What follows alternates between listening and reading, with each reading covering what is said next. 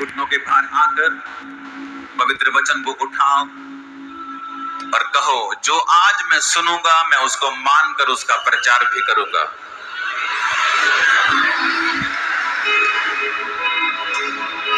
प्रभु, मेरे मन से इस वचन को कोई चुराने ना पाए। इस समय मेरे मन से सब चिंताओं को, बोझों को, डिस्ट्रैक्शंस को, पाप को, सब विचारों को, सब चिंताओं को तू उठा ले। मैं अपना पूरा ध्यान वचन पर लगाऊं और फलों को लेके आऊं। आमीन।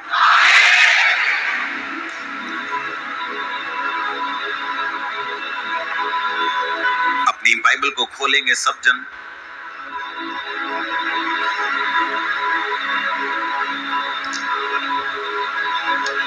और एक इंपॉर्टेंट मैसेज जो खुदावंद ने आपके लिए दिया है, आप उसे सुनेंगे।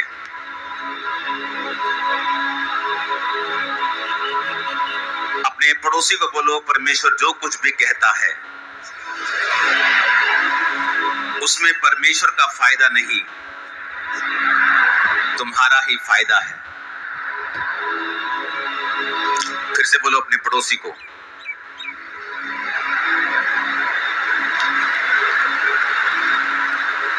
फिर से बोलो, जो कुछ परमेश्वर तुमसे कहता है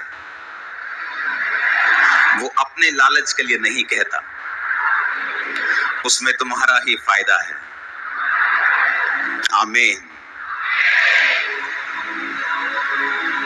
वचन जो आज आप पढ़ेंगे वो है मत्ती 5 उसकी 10 से 14 आयत, यूहन्ना 15 उसकी 18 से 20 आयत, मत्ती 13 उसकी 21 आयत,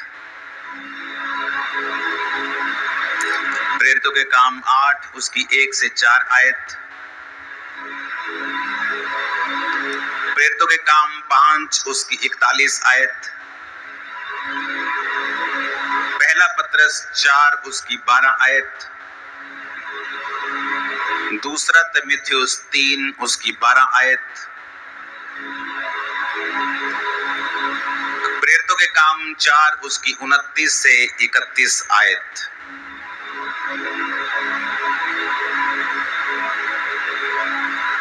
मैं फिर से एक बार पढ़ूंगा, आप उसे फटाफट लिख ले और इसको इंटरनेट पे भी डाल दिया जाए एक पोस्टर के रूप में। मत्ती 5 उसकी 10 से 14, यूहन्ना 15 उसकी 18 से 20, मत्ती 13 उसकी 21 आयत, प्रेरितों के काम 8 उसकी 1 से 4।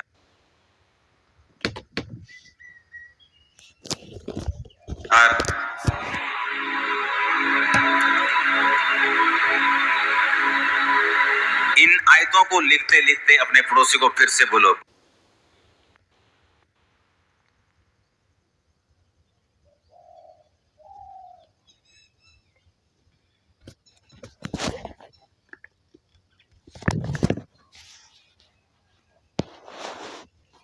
बोलो ध्यान से लिख। जो नोट करता है वो नोटिस किया जाता है।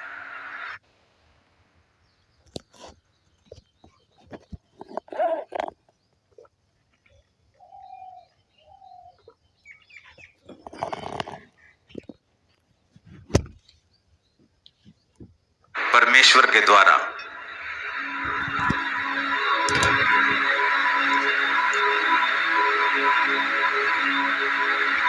परमेश्वर की सारी आशीष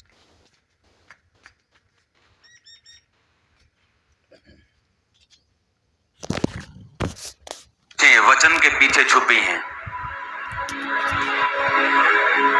सारी ब्लेसिंग्स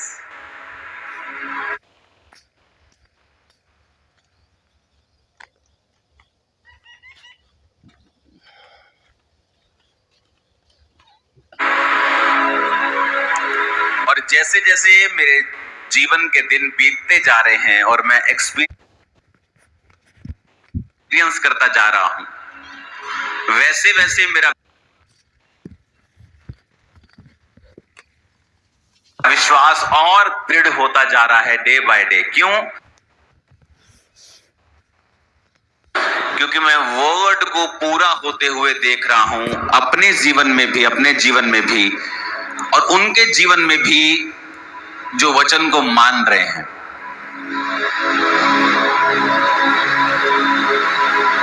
परमेश्वर ने जो मुझे मैसेज दिया था क्रूसेड टाइम, गुरदासपुर क्रूसेड में, आपने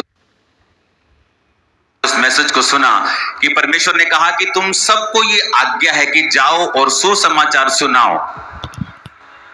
और ये 1-2 साल पहले की बात है जब परमेश्वर ने मेरे हृदय में ये मैसेज डाला था पुराने नियम से कि उसने अपने याजकों को बेस्ट दाख रस, बेस्ट तेल देने का कमांड किया था, वायदा किया था। मैसेज था कि जो लोग मेरी सेवा करेंगे उनकी लाइफ में मैं जो ब्लेसिंग्स दूंगा वो बेस्ट होंगी। पैसे वाले लोग भी वैसी ब्लेसिंग्स नहीं पा पाएंगे अपने पैसों के दम के ऊपर। आज इस कलीसिया में मैं 1-2 नहीं सैकड़ों शादियों को जानता हूं जो उनके पैसे की वजह से नहीं, परमेश्वर की वजह से उनको अच्छे पार्टनर्स, अच्छी पार्टनर्स मिली हैं। और दुनिया में आप न्यूज सुन रहे हैं, करोड़ों रुपए के मालिक हैं, एक लौता बेटा है, फिर भी लड़कियां उन्हें मार रही हैं। और यंग जनरेशन जो आने वाली है उनका मैरिज के ऊपर से विश्वास उठता जा रहा है। मैरिज बुरी नहीं है, लेकिन आज मैं आपको बताता हूं, मैंने ऐसी कई टेस्टिमनीज इस हफ्ते सुनी हैं। जब परमेश्वर आपको ये कहता है कि ये करना है, हमें पता क्या लगता है कि परमेश्वर मुझसे कुछ काम लेना चाहता है। मैं बड़ा फनी खान हूं जी, मैं तो बड़ा जबरदस्त आदमी हूं, परमेश्वर मेरे पीछे लगा हुआ है। हर बार प्रोफेसी होती, प्रभु तुझे इस्तेमाल करेगा, मैं ही नहीं मान रहा हूं। हम बड़े बड़े बनने की कोशिश करते हैं, लेकिन हमें यह नहीं पता कि हम बेवकूफ हैं इस मामले में। कभी इस बात की टेस्टिमनी मत दो कि मैं तो हाथ नहीं आंदा सी, रब ने मैनू इदां छुया। नो, ये टेस्टिमनी नहीं है, ये बेवकूफी थी जो तुम कर रहे थे। एक टेस्टिमनी मेरे पास आई कि आप चाहे जितने मर्जी भले हों, अगर आप वचन पूरा नहीं कर रहे हैं, आप भले होने पर भी आपकी आशीषें उनसे कम हैं जो कम भले हैं।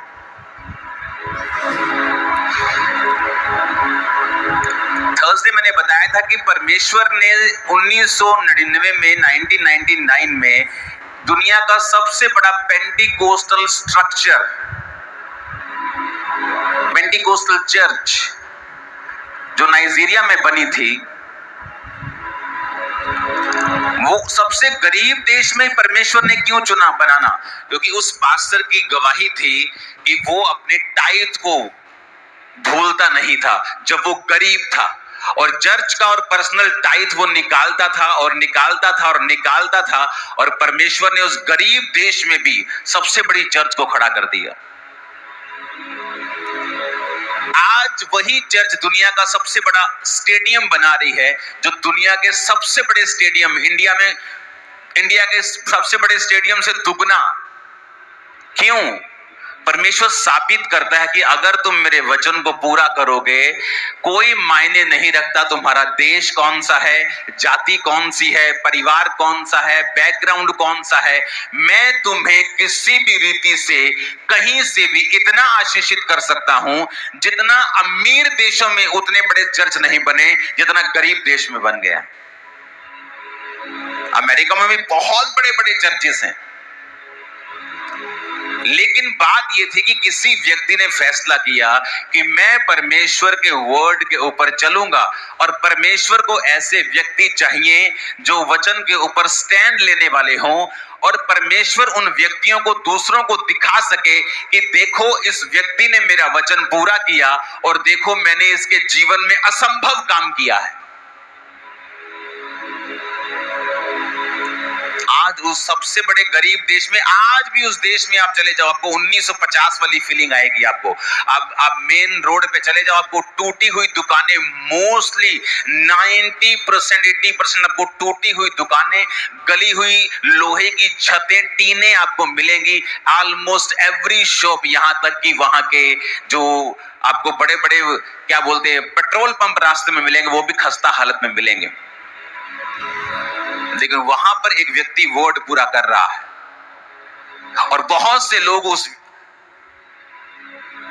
गवाही से इनकरेज हुए। जब ये चर्च ओपन हुई थी तो लोगों ने और पास्टर्स ने कहा था, तुमने गलत जगह पे चर्च ओपन की है, ना तो उस गांव में कोई क्रिश्चियन है और तुमने शहर के इतनी बाहर चर्च ले ली है, जलंधर के इतनी बाहर है ये कि लोग आ ही नहीं पाएंगे वहां पे। और यहां आप मुंबई से भी लोग फ्लाइट पकड़ के संडे आ जाते हैं, कोई फ्रांस से आ जाता है, कोई इंग्लैंड से आ रहा है, कोई यूएसए से आ रहा है, कोई कनाडा से बैठा हुआ है।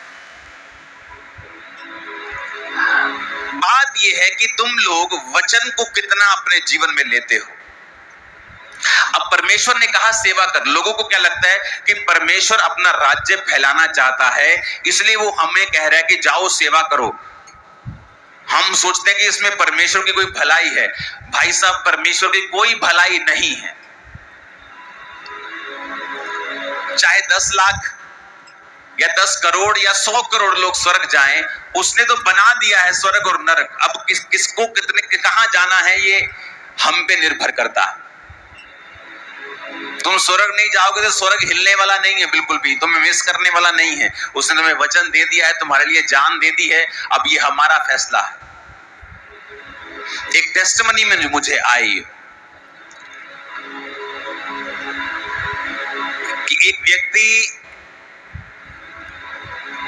जब इस सेवकाई में आकर उसने सब चीजों को देखा और उसने सेवकाई के सब फलों को देखा और उसका बेटा जो था वो इनकरेज नहीं था सेवा के लिए, वो इतना, और जब वो सेवा को